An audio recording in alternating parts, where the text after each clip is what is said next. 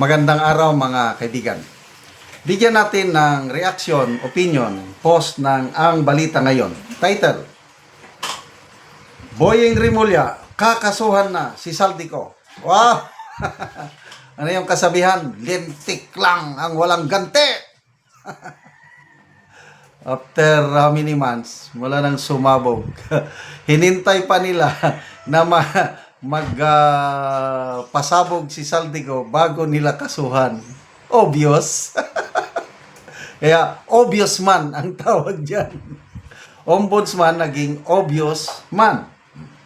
Ito ang naging pahayag ni Ombudsman Boying Rimulya sa isang panayam kung saan ibinahaging kompleto na ang ebidensya para sa Mindoro flood control scam laban kay Saldico at ang SunWest.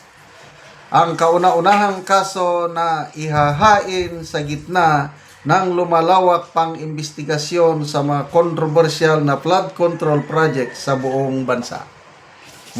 Ito ang pahayag ni Ombudsman Rimulya kahapon ito. So sabi niya, by tomorrow, ngayon, by tomorrow or Tuesday at the latest, may ipafile na sa Sandigan Bayan. The first case yan, the Mindoro case na flood control against Saldico and SunWest. Ayon kay Rimulya, ang Mindoro case ay simula pa lang ng marami pang kasong posibleng sumunod habang patuloy nilang sinusuri ang mga flood control project na nagkakahalaga ng bilyong piso. So, ako, expected ko na ito na talagang kakasuhan nila si Saldico. Parang yung word nga ni Saldico, gagawin nila akong poster boy. Nakita na foresight na rin ni Saldico at saka abogado niya siguro na talagang kakasuhan siya. Kailang hindi siya pinapauwi. Anong aligasyon ni Saldico? Tinawagan siya ni Martin Romualdez. Huwag kang bumalik. Diyan ka lang, we will take care of you. As early as March, sabi ni Saldico, winarningan na siya ni Speaker Romualdez na kung magsasalita ka, ipapagurgur ka namin. So, tumahimik yung isa. O ngayon, dahil nagsalita na siya, I don't know kung in-expect ba nila na magsasalita. Baka hindi. Akala nila, sunod-sunuran lang si Saldico, palaban na. Siguro, ano ba yung kasabihan natin? Ang taong gipit kahit sa patalin kumakapit. Tama ba yun? So, yan na ang kalagayan ni Saldico. Nakita niya na ididiin siya ng todo. Ay sabi niya, kung ako Saldico, bago ako lulubog tayong lahat. Bakit? And I believe na, opinion ko lang ito, tama yung ginawa ni Saldico. Ngayon nagsalita na siya, I believe mas nakagaan ang kanyang damdamin. Kasi kung lahat tayo may konsensya kahit gaano ka kasama, nandyan pa rin yung divine nature kasi ginawa tayo ng Diyos katulad niya. We are all created in the image of God. Sa simula, yung divine nature na sa atin. We are created to do good works, to follow God. Kaya lang, nung pumasok ang kasalanan, nandyan na yung kasamaan dahil pumasok ang kasalanan. Kaya sa isang tao, naglalaban ngayon yung sinful nature from the devil and the divine nature from God. Kaya kahit gaano kasama ang tao, nandyan pa rin, may konsensya pa rin. At nagkataon kay Saldico na ano yung konsensya niya.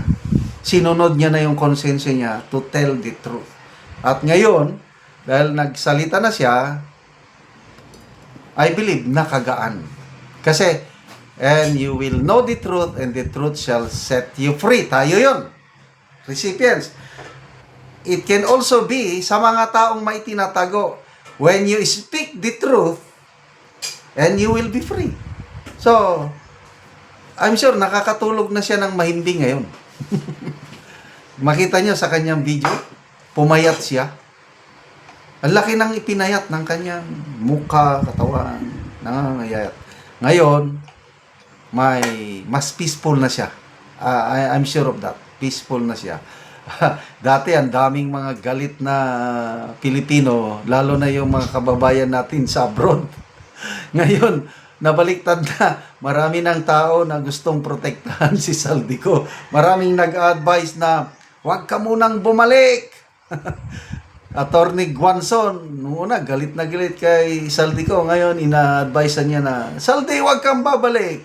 Baka gusto mong maging Saldico International Airport ang naiyawag. Oh, may isa pang abogado. Don't listen to these idiot congressmen and senators and Malacanang. Don't listen to them. Yung pag-notarize sa iyong statement, tingnan mo yung bansa na kinaroroonan mo kung member ng Hague Apostille Convention, parang gano'n. Member ang Pilipinas sa convention na ito.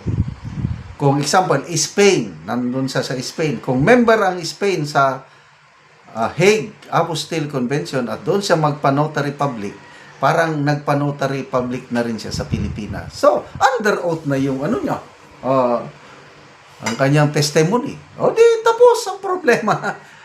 So, huwag kang matakot, Saldico. Kahit anong laki ng kasalanan mo, tayong lahat makasalanan. The fact na nagsabi ka, inangkin mo na yung participation nyo, ginawa mo yan, sinunod mo yan, aminin mo na rin nga may nakulimbat ka. Kasi lumalabas sa kanyang testimony na walang duman sa akin, walang puros binigay ko. Meron din, posibleng wala. Nagkaroon ka nga ang daming aircraft eh. So, aminin mo na lang, mayroon ka rin. Imposibleng wala ka. Kasi kung anong meron sa iyo, di mas malaki pa sa mga amo mo pataas. Ganun lang yun, kasimple. So, kinasuhan na. Lentek lang ang walang gante. And then, sigurado yan, may warrant of arrest. Kung may warrant of arrest, yun, ika-cancel na ang passport. Ngayon pa, nung una pa sana, nang hindi pa siya nagsalita at pinailan ng kaso, kinansel, mas magbilib pa ako sa administrasyon. Ngayon, it's too late to hero. Kasi ang nakikita ko is, next dyan is cancellation of passport, gigipitin na siya. Lalong magtatago si Saldico. At itatago siya ng mga Pilipino kahit sa panig ng mundo. Salamat mga kaibigan sa inyong pagsubaybay sa ating channel. Nakakatulong kayo ng malaki sa tribong Talandig ng Bukidnon dahil ang income natin sa channel na ito is pantulong po sa tribo. Namimigay tayo ngayon ng mga libreng yero at pako para makapagpatayo itong tribo ng mas maayos nilang tirahan. Panoorin nyo ang video na ito. Salamat kayo sa Ginoo. Sandig. Ay, kalikapuat ka din. Kay ko ah. Tiglan na ako. Ay, kaya.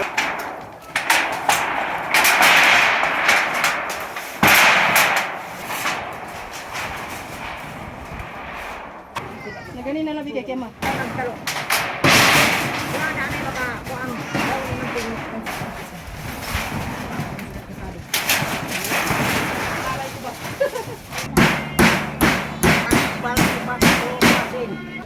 Karon naman nagyod si ate sa pag atop kay gitabangan lang sa iyang papa kay iyan ning kuan kay wala siya iba na karon, so siya ra ang nagtukod ang iyang papa. Ang una na ako pasalamatan ang Ginoo.